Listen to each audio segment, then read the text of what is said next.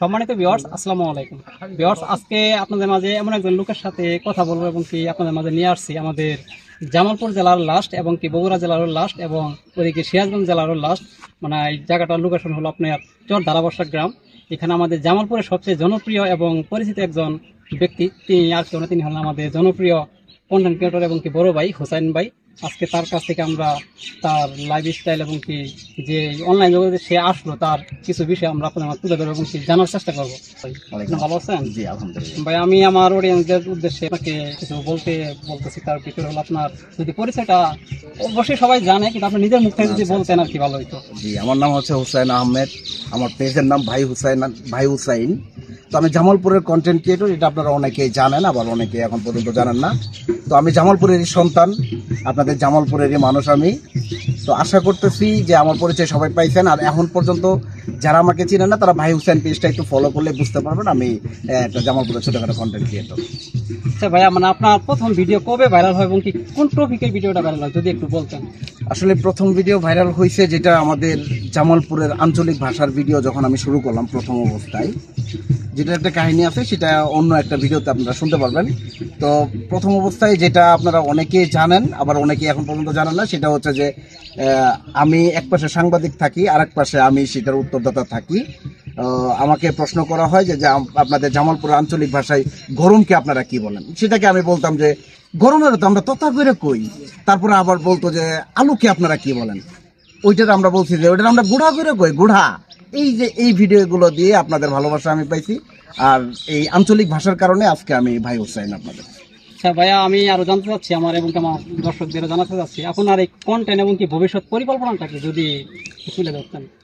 Content ভবিষ্যৎ পরিকল্পনা হচ্ছে যে আমার ভবিষ্যৎ পরিকল্পনা আমার ভালো কিছু কাজ করা। প্রথম উদ্দেশ্য হচ্ছে যে এই অনলাইন প্ল্যাটফর্মে আইসা তো অনেকেই অশ্লীলতা ছড়ায়, অনেকেই অশ্লীলতা কাজই করে, কারণ ভিড়ের আশায় বা বিভিন্ন আশায় ওরা অশ্লীলতা কাজ করে।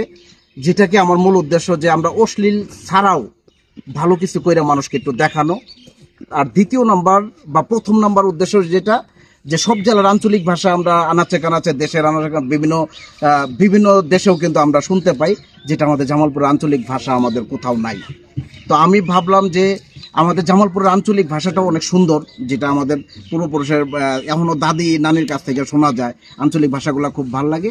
সেটাকে উদ্দেশ্য করেই আমি এরকম একটা প্রিপারেশন নিয়েছি, আমাদের জামালপুরের আঞ্চলিক ভাষাকে উঠাইছি আর কি।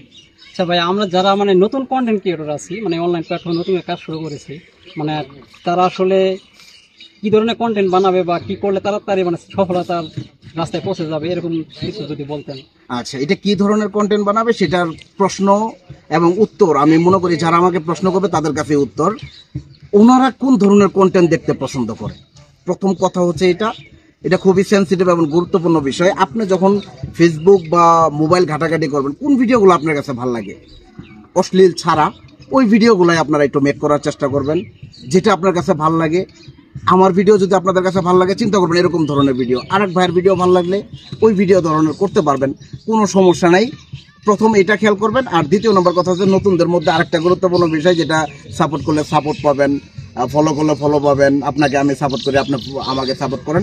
এই ধরনের কথা থেকে আমাদের টোটালি বিরত থাকতে হবে, কারণ আমরা ভালো কাজ করলে অটোমেটিক মানুষ আপনাকে ফলো করবে, অটোমেটিক আপনার ভিডিও দেখবে, হাজার হাজার লক্ষ লক্ষ শেয়ার করবে। এটাই ফাইনাল, এটার উপর আর কোনো কথা নেই।